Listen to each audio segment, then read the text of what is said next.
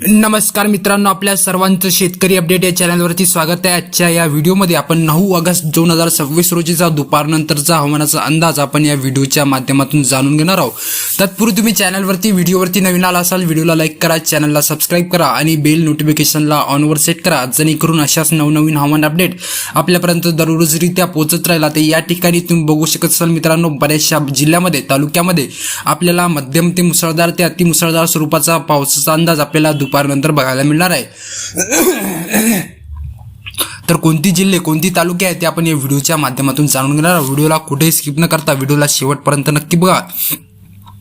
आता मित्रांनो, आपण सुरुवात करूया पश्चिम किनारपट्टी लगतच्या प्रदेशाकडून। या ठिकाणी आपण बघू शकतो वाऱ्याची जी गती आहे ती आपल्याला वाढलेली दिसून येत आहे, त्यामुळे बऱ्याचशा पश्चिम किनारपट्टी लगतच्या भागामध्ये आपल्याला मान्सूनचा जो जोर आहे मित्रांनो तो वाढलेला दिसून येत आहे। त्यामुळे या भागामध्ये आपल्याला मुसळधार स्वरूपाचा पावसाचा अंदाज आपल्याला दुपारनंतर बघायला मिळणार आहे। या ठिकाणी रडारवरती बघू शकत असाल मित्रांनो, आपण वसई विरार आहे, मीरा भाईंदर, मानोरी, ठाणे, खोनी आहे, त्यानंतर मुंबई उपनगर, मुंबई, नवी मुंबई, उरण, त्यानंतर इकडे कल्याण डोंबिवली आहे, त्यानंतर अलिबाग आहे, त्यानंतर नागोठाणे आहे, रोहा आहे, मुरुंद आहे, त्यानंतर कोलाड, मानगाव, गोरेगाव, त्यानंतर इकडं दहागाव, दापोली, त्यानंतर इकडं खेड आहे, अजनी आहे, दाभोला आहे, त्यानंतर इकडं संगमेश्वर आहे, त्यानंतर इकडं रत्नागिरी आहे, कंकावली आहे, सावंतवाडी या हा जो पूर्ण बेल्ट आहे मित्रांनो, या प्रदेशामध्ये आपल्याला मध्यम ते मुसळधार स्वरूपाचा पावसाचा अंदाज आपल्याला दुपारनंतर बघायला मिळणार आहे। त्यानंतर इकडे वळूया मित्रांनो, आपण या ठिकाणी बघू शकत असाल मित्रांनो,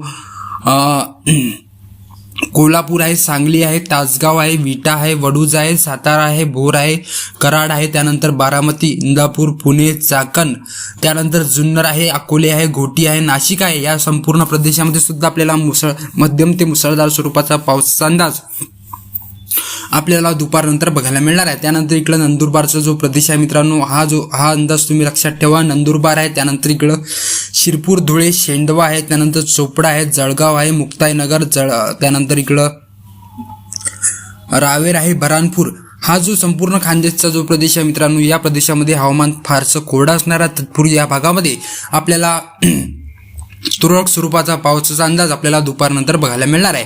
त्यानंतर इकडं मालेगाव आहे, त्यानंतर मनमाड आहे, त्यानंतर इकडं बघू शकत असाल मित्रांनो श्रीरामपूर आहे, त्यानंतर चाळीसगाव आहे, त्यानंतर इकडं छत्रपती संभाजीनगर आहे, पैठण आहे, श्रीरामपूर आहे, अहिल्यानगर आहे, दोन इंदापूर, बारामती, त्यानंतर इकडं जामखेड आहे, बीड आहे, बार्शी आहे, पंढरपूर, सांगोले, त्यानंतर सोलापूर आहे, त्यानंतर इकडं निप्पाणी आहे, तुळजापूर आहे, त्यानंतर अक्कलकोट आहे, करमाळा आहे, वैराग आहे, लोहारा आहे, मोहोळा, या संपूर्ण प्रदेशामध्ये सुद्धा आपल्याला तुरळक स्वरूपामध्ये मध्यम स्वरूपाचा पावसाचा अंदाज आपल्याला दुपारनंतर बघायला मिळणार आहे। त्यानंतर इकडं कळम आहे, धाराशिव आहे, त्यानंतर कैज आहे, बार्शी आहे, भूम आहे, त्यानंतर लोणी घाट, त्यानंतर लातूर, औसा, अंबेजोगाई आहे, त्यानंतर गंगाखेड, परळी, वैजनाथ, बीड, रामपुरी, माजलगाव या प्रदेशामध्ये सुद्धा आपल्याला तुरळक स्वरूपाचा पावसाचा अंदाज आपल्याला दुपारनंतर बघायला मिळणार आहे। त्यानंतर इकडं पाथरी आहे, शेलू आहे, मंठा आहे, परतूर आहे, त्यानंतर इकडं जालना आहे, अंबड आहे, देऊळगाव राजा, जाफराबाद, फुलंब्री, त्यानंतर सिल्लोड आहे, भोकरदन आहे, अंबड आहे, पैठण आहे, या प्रदेशामध्ये सुद्धा आपल्याला मध्यम स्वरूपाचा पावसाचा अंदाज आपल्याला दुपारनंतर बघायला मिळणार आहे। त्यानंतर इकडे नांदेड जिल्ह्याचा अंदाज तुम्ही लक्षात ठेवा मित्रांनो, नांदेड जिल्ह्यामध्ये अहमदपूर आहे, त्यानंतर कंधार आहे, त्यानंतर नांदेड आहे, अर्धापूर आहे, बसमत आहे, पूर्णा आहे, भोकर आहे, पेटउंबरी, नायगाव, धर्माबाद, भैसा, हिमायतनगर या प्रदेशामध्ये फारसं आपल्याला हवामान कोरडं असणार आहे। तत्पूर्वी या भागामध्ये तुरळक स्वरूपाचा पावसाचा अंदाज आपल्याला दुपारनंतर बघायला मिळणार आहे। त्यानंतर इकडं शेनगाव आहे, रिसोड आहे, त्यानंतर इकडं लोणार, मेहकर, त्यानंतर इकडं जळगाव आहे, जानेफळ आहे, मेकर, चिखली, मोताळा, खामगाव, त्यानंतर नांदुरा, मलकापूर, तोरनाळे या प्रदेशामध्ये सुद्धा आपल्याला फारसं हवामान कोरडं असणार आहे। तत्पूर्वी या भागामध्ये आपल्याला तुरळक स्वरूपामध्ये पावसाचा अंदाज आपल्याला दुपारनंतर बघायला मिळणार आहे।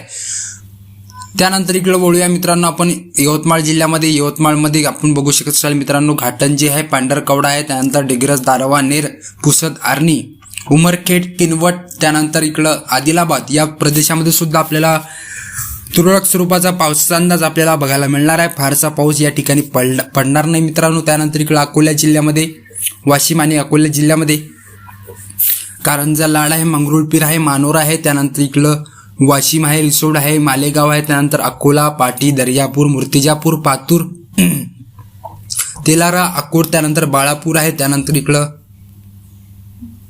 चिखलदरा, परतवाडा, अचलपूर, त्यानंतर इकडं अमरावती आहे, मोजरी आहे, मोर्शी आहे, आष्टी आहे. या संपूर्ण प्रदेशामध्ये सुद्धा आपल्याला मध्यम ते मुसळधार स्वरूपाचा पावसाचा अंदाज आपल्याला दुपारनंतर बघायला मिळणार आहे. त्यानंतर इकडं वरुड आहे, नरखेड आहे, काटोल आहे, त्यानंतर पांडुर्णा आहे, त्यानंतर इकडं सावनेर आहे, त्यानंतर इकडं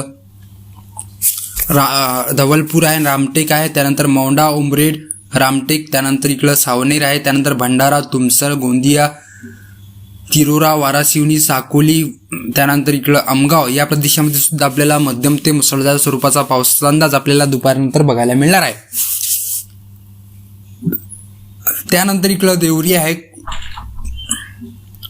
डोंगरगड आहे, त्यानंतर इकडं वळू शकता आपण मित्रांनो ब्रह्मपुरी आहे, त्यानंतर इकडं चिमूर आहे, त्यानंतर इकडं भद्रावती, त्यानंतर चंद्रपूर आहे, राजुरा, पोपुर्णा, चमरोशी, गोंडपिंपरी या प्रदेशामध्ये फारसा हवामान कोरडं असणार आहे. तत्पूर्वी या भागामध्ये आपल्याला किरकोळ स्वरूपाचा पावसाचा अंदाज आपल्याला दुपारनंतर बघायला मिळणार आहे.